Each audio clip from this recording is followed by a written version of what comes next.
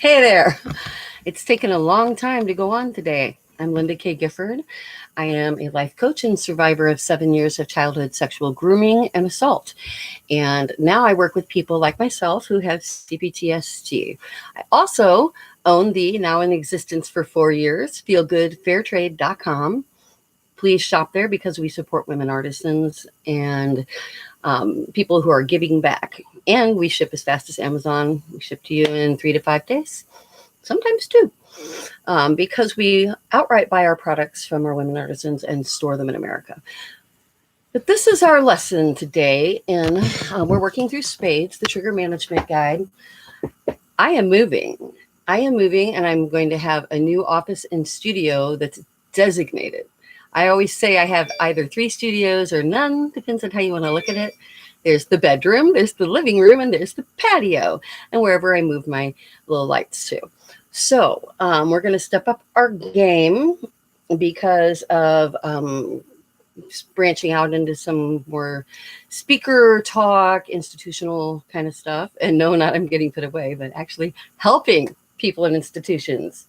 That's a good place to be at, right? When rather than needing institutionalized, they look to you for guidance. So I'm excited about that. But for now, we're in the obviously bedroom studio. Everyone have a sip of coffee or whatever you're drinking. The trigger management program that it's turned, I didn't mean to develop a program, but it's turned into that. And as I help people and write things down and working on the book, it's like it just emerged. And so for the sake of making it easy on everyone, I have put it together in what I call Spades. S, the shame is not yours. You need to take the shame and the guilt. And there's a lessons in how to do that we talked about just on last week. And this week we've been working on P, which is separating the past from the present, which is hand in hand with dissociation or disassociation, same thing, interchangeable. Use the word you like. I get corrected all the time, but I really like the word disassociation better because to me, it just feels right. It has a more distinct separation, and that is something that trauma survivors do, is learn to separate and disassociate. So to recap Tuesday's lesson, and I will attach it to the end of this, but not until tomorrow because the way YouTube works is the video has to finish processing before I can do that. And it doesn't process till tomorrow morning. So tomorrow morning I will add the lesson from Tuesday and also Sunday School's deeper dive. And I encourage you to look through that, or you can just go to the playlist and get it now after this. Disassociation, to recap again, it's something that we tend to think of negatively. Oh, you disassociate. Oh, this is part of your trauma. This is something that you did. But when you really take it apart and look at it, even from a mental health standpoint, it's not considered an illness. I've said it before. I'll say it again. To separate, to dissociate, to have alters. When you are in a traumatic situation, you have to save yourself. And your mind, especially when you're a child and your brain is still forming, your brain is literally smart enough to stop making so many connections between the immediate part that just receives information and experiences things and the part that stores it and files it and understands it. And this is why sufferers with PTSD, and especially complex, which is the C in c-PTSD, have such a strong ability to disassociate and a hard time not doing it. So I personally decided to rework it. I realized, just by the by, and I've run this by my therapist and even other people that are saying that's actually pretty revolutionary and are talking about it now. So I'm excited to put this all into the book that I've got coming out called Self-Talk, Self-Talk, My Continuing Efforts to Survive Childhood Sexual Assault. The trigger guide is how to get from trigger to happy. The book, I am right now, I just want to throw this in here while I'm thinking about it. I am interviewing survivors of childhood sexual assault and grooming to finalize the last section of my book, which is I just wanted to hear other people's experiences to put it all together as a collective whole. Of course, I will keep everything anonymous, and I'd love to talk to you. I can do through Facebook's appointment calendar. You can talk for a half an hour. So I did set up an appointment calendar. You can make one there or just message me because I think it's important to get the story out. And a lot of people I talk to are still not willing, don't think it's something that they want to do to share with their own family and friends. And although I always encourage that, I totally get why you might not. It took me over 20 years. So definitely know that it'll be kept confidential, and maybe you'll feel better to get it out to me and to know that you're going to be incorporated into a work that's going to be used by universities and professionals, as well as people like us, to help us understand and manage these things. So separating the past from the present, I really talked about this a lot on Tuesday, and that's why I really want you to watch that one, because it would take the whole half hour to go through it again for you. But in brief, you can learn to disassociate from the things that don't serve you, as long as you learn to identify the things that don't serve you.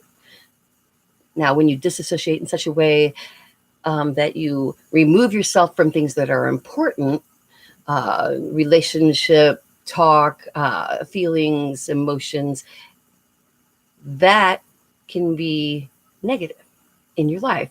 But you can learn, like I was just talking on Tuesday, I'll just recap a little more, that I started the day having a technical glitch that sent me off into a spiral, and I started to cry. So I took a shower, and I just laid on the bottom of the shower, which I like to do, cup of coffee, lay on the bottom of the shower.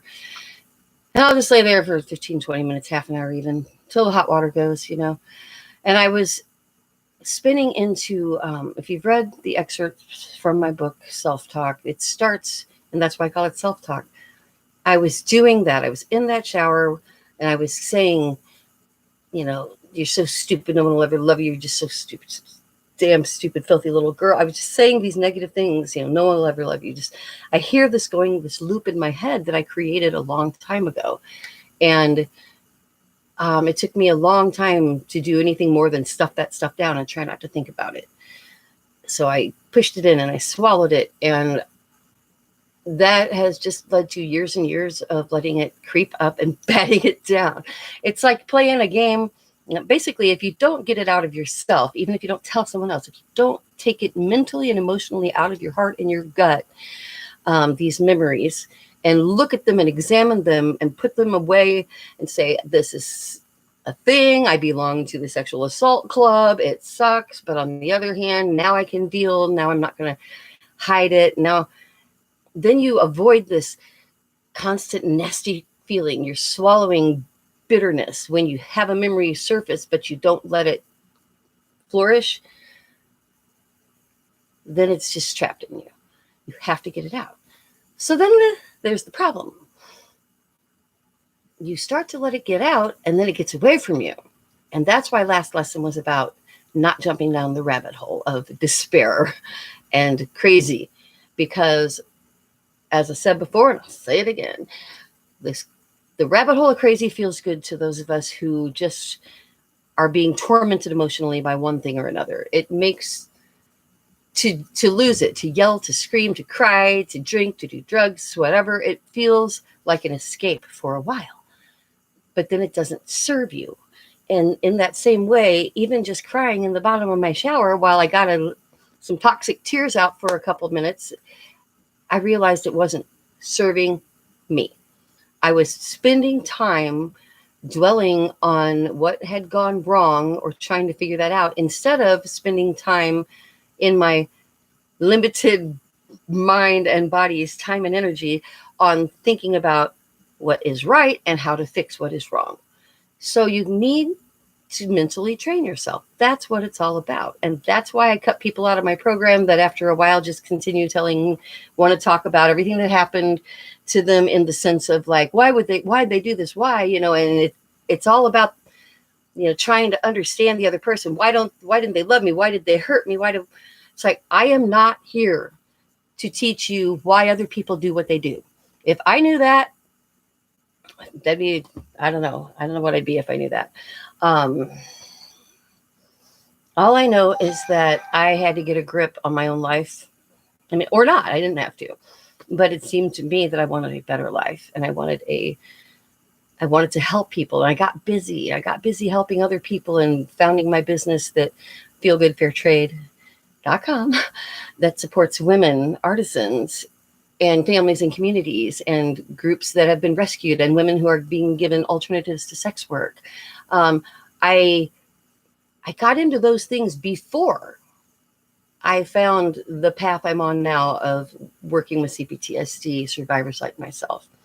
But it all led to it. And I see now it was all part of my trying to get out of myself all of the pain that comes with having c-PTSD.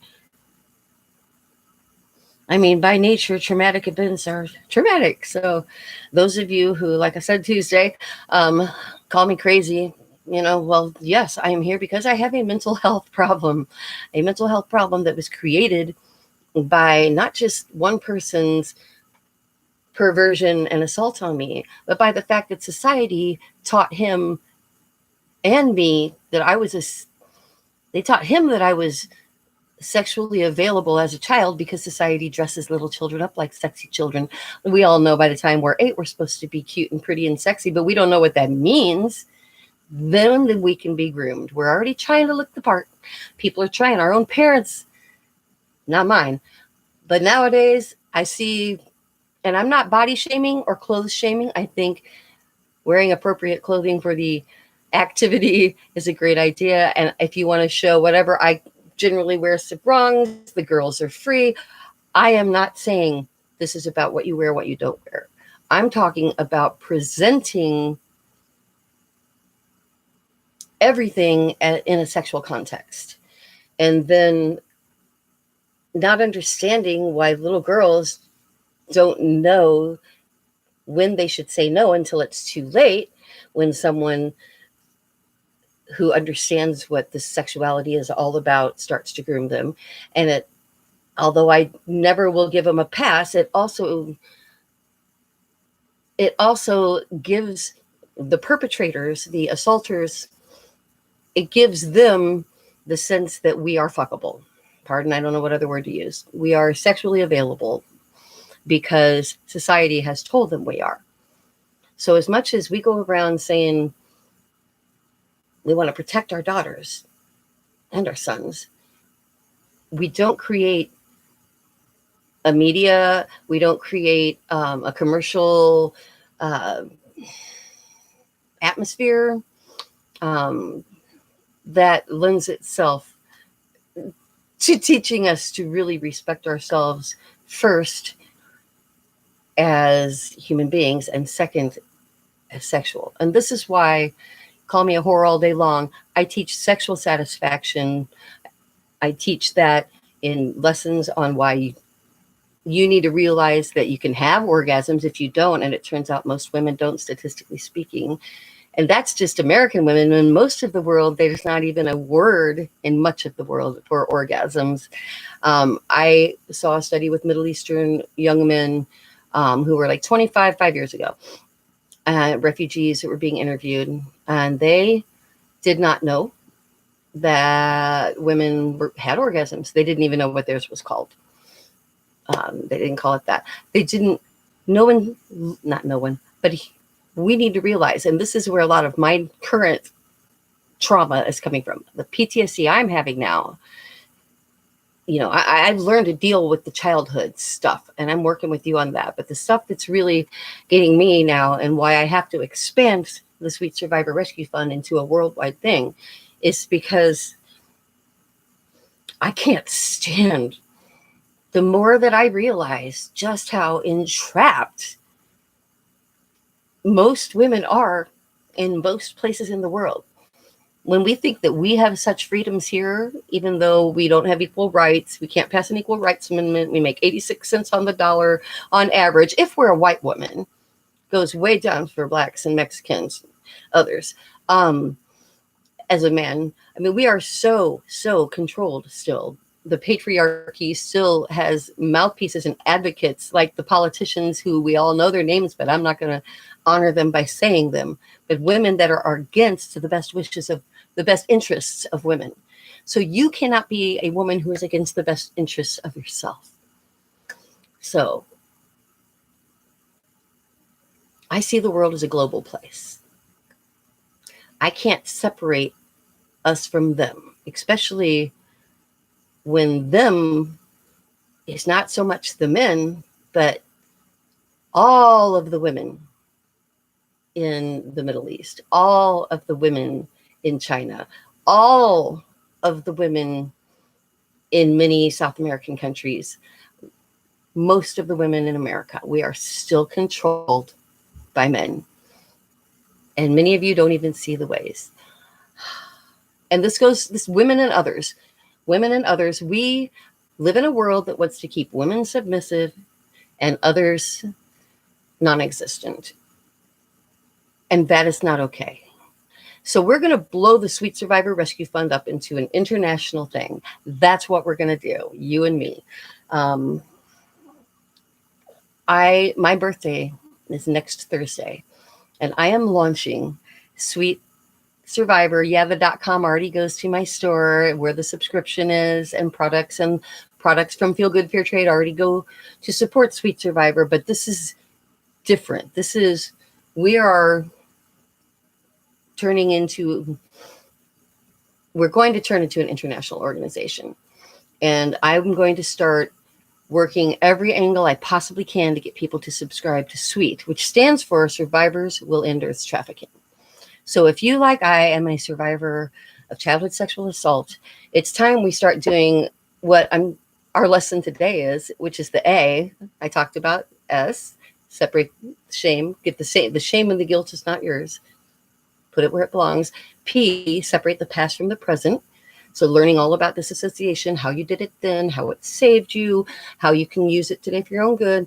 Today, A, ask for what you want. And with the world situation, what it is, I usually save politics for Sunday school, a deeper dive, which is every Sunday, theoretically at 3, but I'm usually working with somebody and I get on when I can. But considering what is going on in Afghanistan, and I'm going to have a hard time getting through this without crying, I want you to realize it's not just Afghanistan. This is the entire world of women. And if we do not advocate for global human rights for women and others, and men who don't want to subjugate us, because they're there. In every country, there are sympathizers. There are men who get it. My own partner is a man who gets it and is not interested in subjugating women in any way. There are more of us and there are more of those men in this country than not. But we still have a language of society problem that needs to change. And we have to ask for what we want.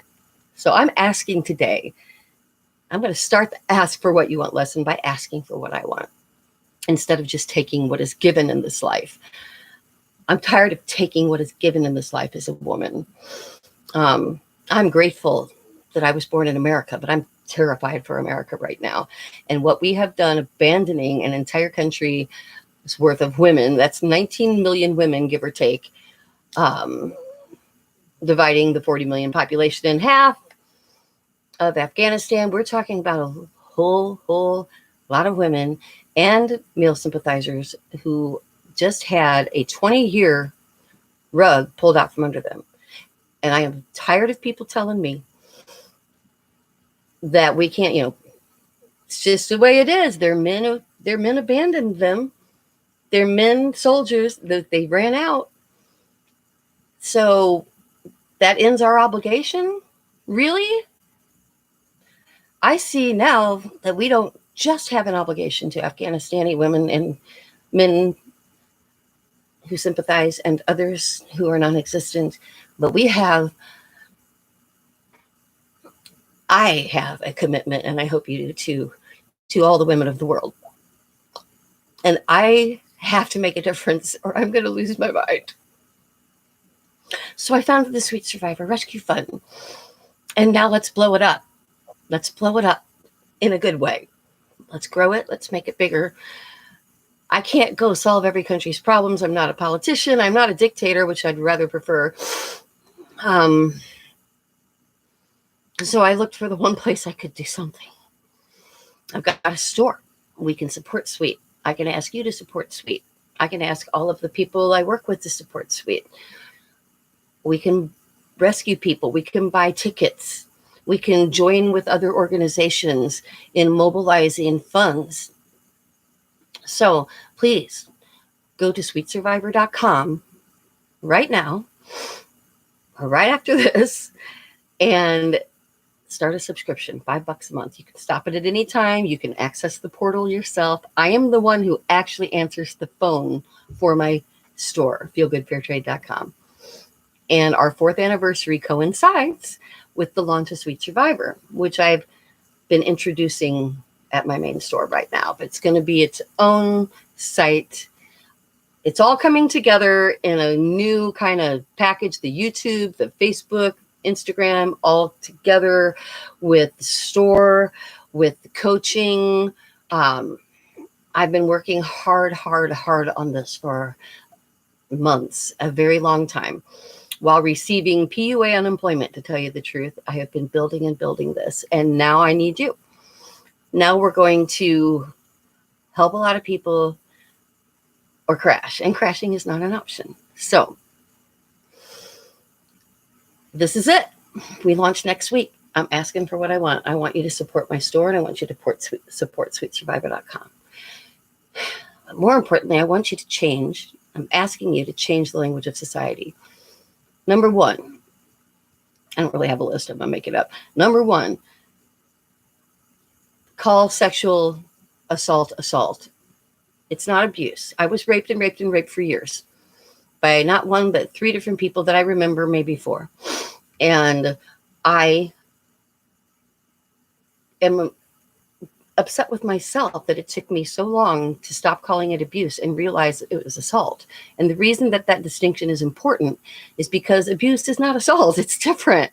It's a whole nother level of implication, of understanding. For me to tell you I was abused as a child, sexually abused as a child, I don't think that brings to mind what I really want you to know now. And that is that I was repeatedly raped as a child. And I call that assault. And when somebody, here's my analogy. If I punch someone in the face, they're not going to sue me for face abuse. They're going to sue me for assault. So if someone physically goes beyond contacting you, but actually penetrates your body with their body part that can both cause deadly diseases and pregnancies, causing a whole nother problem now. Now you've got to deal with you're not even allowed to get an abortion if you were raped. I mean, come on. If you don't see rape as worthy of the death penalty, if you don't see rape at least as being worth being called assault, then I don't know what to tell you. I don't. But asking for what you want. Oh, I just thought of something. I have been called out, and you are right, and I am sorry. I am sorry. I said, joking about myself Tuesday, because I had raced in last minute, sweaty, no makeup, had on a swimming suit, had been at my friend's recovering from my morning upset, and hanging out in her pool in her backyard. And I'm like, I said I wasn't bikini worthy. I'm advocating for women, for not body shaming, for being who you are, for changing the language of society. And I made a joke about myself not being bikini worthy. And that just goes to show you, it's so ingrained. In fact, you'll often, if you go through my live streams, I do this all the time. I have to correct myself because I will say, like, I was saving myself, or I didn't have the chance to give myself to the man I chose.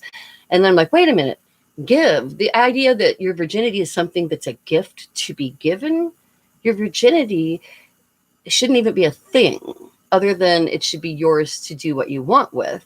But more important to giving your virginity to somebody on your wedding night is knowing that you want to stay with that person before you get to the wedding night. So if you've waited to give your virginity, and I use that word icky now, then I feel very sorry for you, because you have no idea if you're going to be sexually satisfied. And again, that is a thing. And where we're going with the lesson today, asking for what you want is so important in the boardroom and the bedroom. Don't forget the bedroom. You are not put here to please somebody. You are not on this earth to make somebody else happy. You are a living creature who wants to survive and feel good. And you should have the opportunity, that should be the baseline of your life experience. Should be surviving, A, and then being satisfied, feeling good, B, and then by the natural law of attraction, if we were to teach ourselves and our children and our societies to focus on their own happiness instead of trying to be what some man or your dad or your religion or whatever wants you to be, then see what happened. We would naturally join with people that we actually have a bond with, and I think there'd be a lot less divorces and a lot less rapes and a lot less cheating and trauma. The idea of faithfulness in a marriage. If you are miserable and unhappy, that's ridiculous. This is your life. Don't let someone teach you that you are waiting for the next life to get paradise and everything you want. What a crock of crap. Can't you see how they control us with that? I mean, I think there's a next life. I think I've been there. I died a couple times. Look at my suicide one. I'll attach it to the end of this tomorrow morning after YouTube processes the video and lets me attach end videos, that you can go to. But if you want to know more about that, I encourage you to look at my suicide one. Asking for what you want would solve so many problems. Teaching girls and boys at a young age that their satisfaction is important, most important. And that by doing what they want to do in life and having what they want to have and having sexual experiences with a person that they feel like they really want to, that's going to give them longevity. That's going to give you a better shot, at least, at a real and long-term relationship that is less traumatic. Don't you think? So you need to start by asking for what you want. And part of that is rejecting your culture, the part of your culture that tries to get in your religion and tell you what you have to do with your vagina and who you can sleep with and when you can do it. You have to reject that. You don't have to reject your religion. Your religion is a cultural construct. You realize this, right? Your religion is a cultural construct. And asking for what you want is going to involve realizing what God is to you. Your religion isn't God to you. God is what draws you to your religion. I talked about this a lot in my Sunday school last Sunday. I'll attach that at the end tomorrow too. So we'll have Sundays, Tuesdays, and the suicide one on the end of this tomorrow morning. Or go look them up. But this is your life. This is the one you get. And I suggest that you don't let anybody suck away your freedoms in this life. Now, how are we going to do that on a global level? How are we going to do that with so many, with our own country abandoning our 20 years of, yes, it sure was, Biden, a humanitarian nation building event. You said so yourself, you hypocrite. Got to throw that in there. I am wildly progressive, and Trump is evil, and Biden is at least not that. And I am so disgusted with the way we just pulled out of Afghanistan. So first thing, asking for what I want, again, societally, I want you all to demand that we do not abandon the women of Afghanistan and the men who have helped us. Turning tail and running just made us the mockery of the whole world. Leaving all of our military equipment there did too.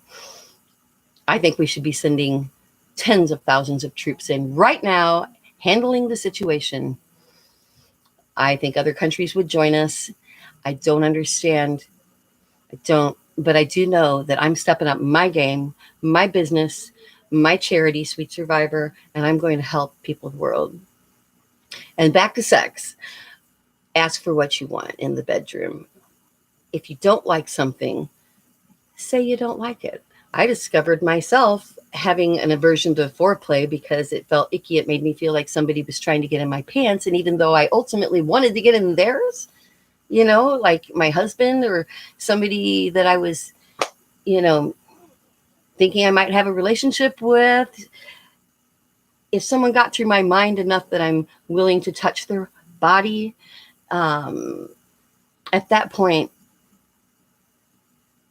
for someone who was groomed, like as soon as someone does the natural thing, starts to get cozy, starts to flatter you, compliment you, touch you in intimate ways, it starts to feel creepy. And that has been so hard because it took me years to understand that that was what was happening.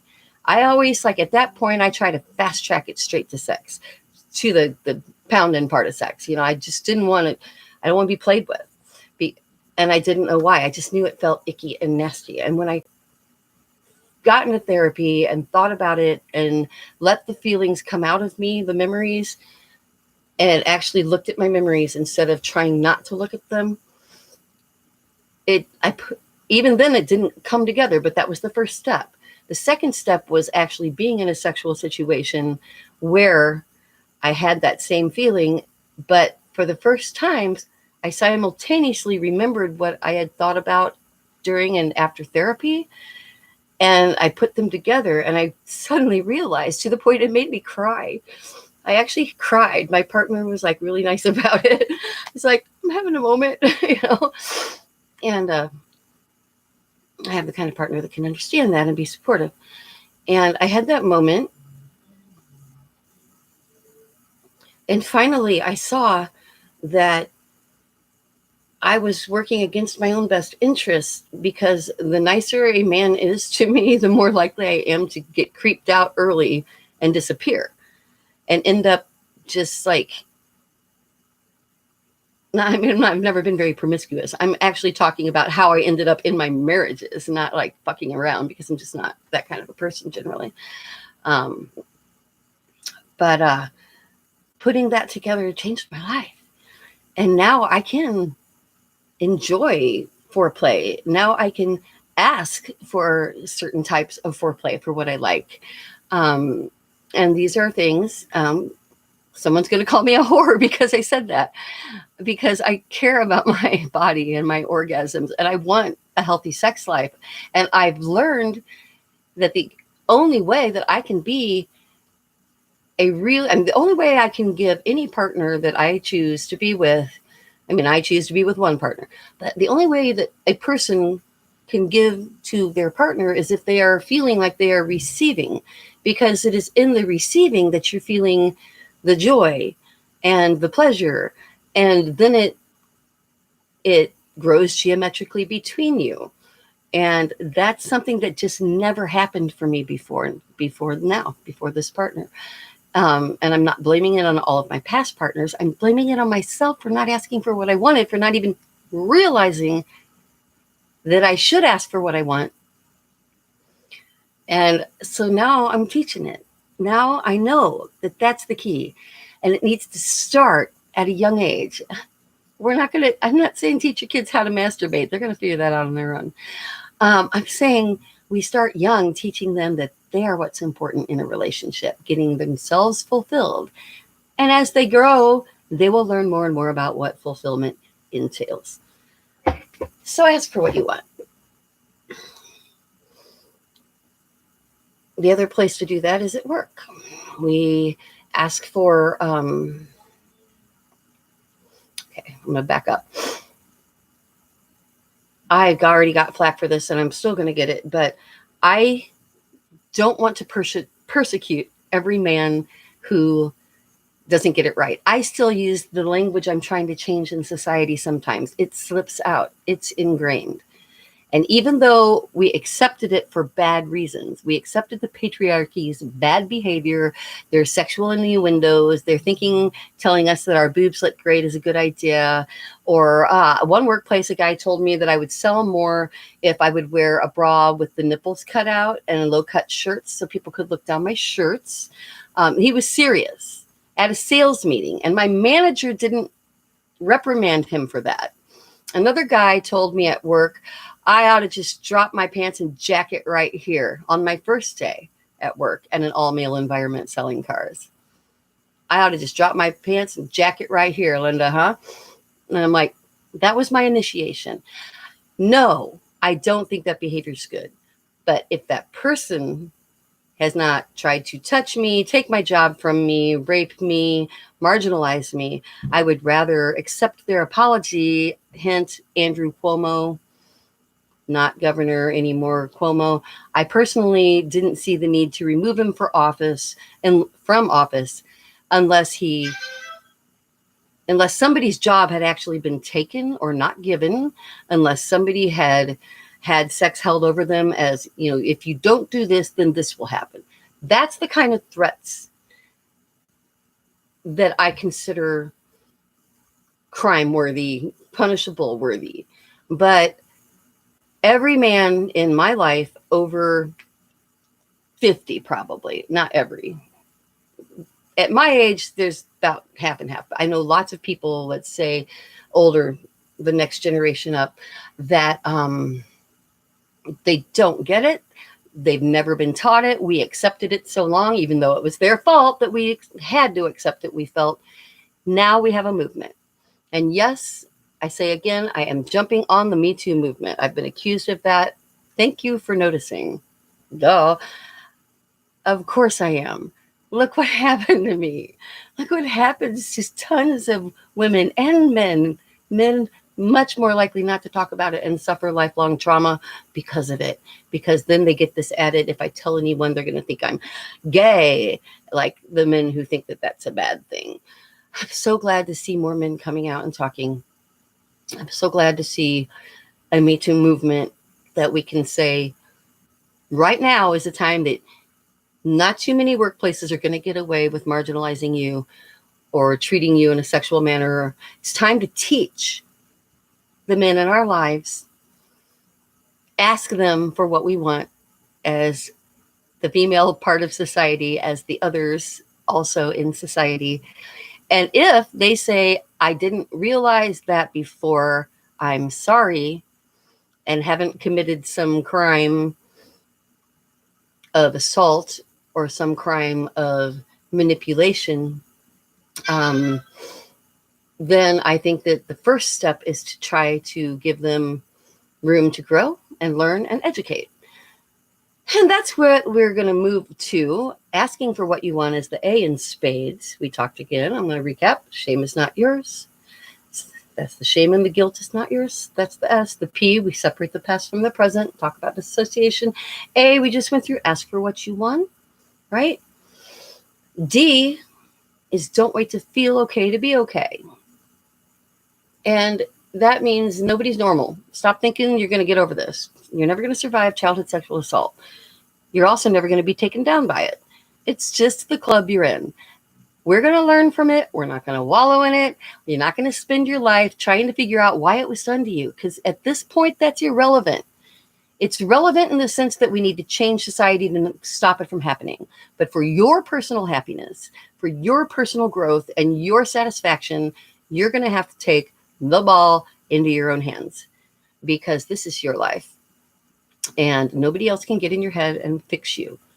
I can give you tips. I can tell you what's worked for me. I can tell you, go buy this book. You can see mine is pretty well worn over the years. It's called The Courage to Heal. And I think that we could make some updates in it. And I'd like to talk with the publicist about that, actually. But at the time that I finally admitted to myself, I knew what happened to me all along. I didn't know. But when I finally said, okay, I am a sexual assault survivor, then I started being a survivor. Up till then, I was a victim. So the last thing I'm going to ask you to ask for is to ask yourself, ask your heart, ask your mind to learn, ask your heart to understand, ask your gut and your memory to let it go, let it come out into the light. Look at what happened to you. File it away in the mental office we talked about 2 weeks ago. We'll talk about it again. You're going to make an office. It's part of the How to Get from Trigger to Happy. Teach you how to do that very specifically. All my lessons are so easy.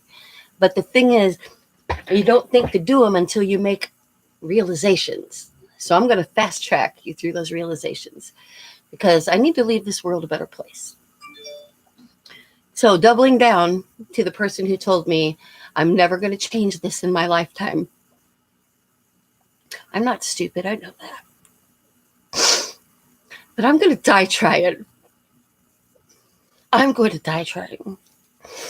So I always forget to tell you, literally everything I have on is from my store. These scarves. This scarf is made by Asha. I think I might even have this one for sale right now.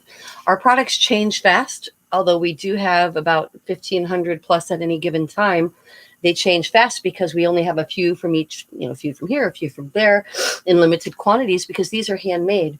This is made by women who are rescued from sex work or have been given an alternative to sex work in Indonesia. It's cotton. It's hand done. The sarong is Sebia. Sebia is a company also in Indonesia and India. This is toga nut. These are actual nuts that are sustainably harvested in the rainforest, basically the lowlands of Ecuador, the lowlands of the rainforest in Ecuador.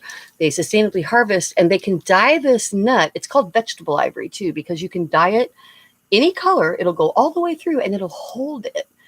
It'll hold color shockingly well. These are also toga nut.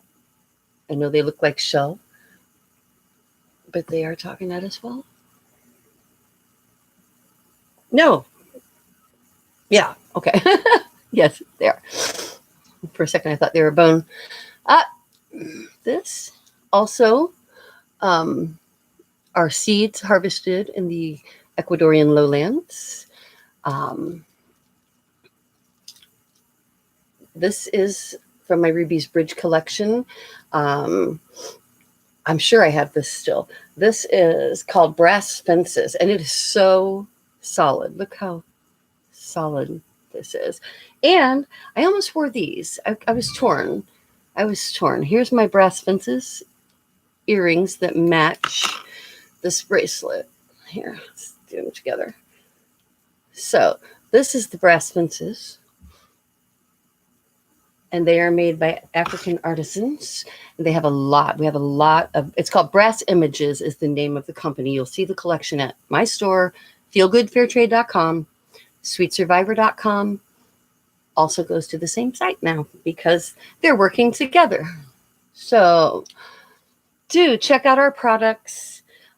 Please buy them because I want to keep growing and I want to go international with Sweet Survivor and get transportation to the people that need it.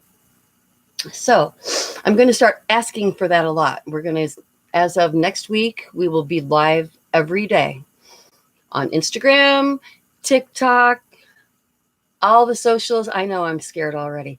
But I'm going to do it. Step up my game because the world needs us. The world needs what I can provide. And I need your help. So, Linda K. Gifford, sexual assault survivor. Yeah, it's a good thing to be a survivor. And I want you to be one too. So come back on Sunday for Sunday school. And we'll talk more then. I'm going to start moving next week. So I'm going to try to get next week's Sunday school in, but I might have to skip the Sunday school after this one. So do come this Sunday. I will talk to you soon.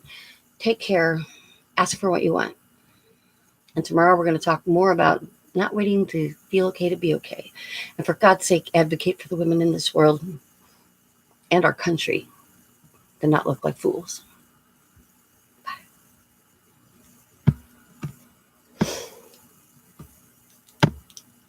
Bye.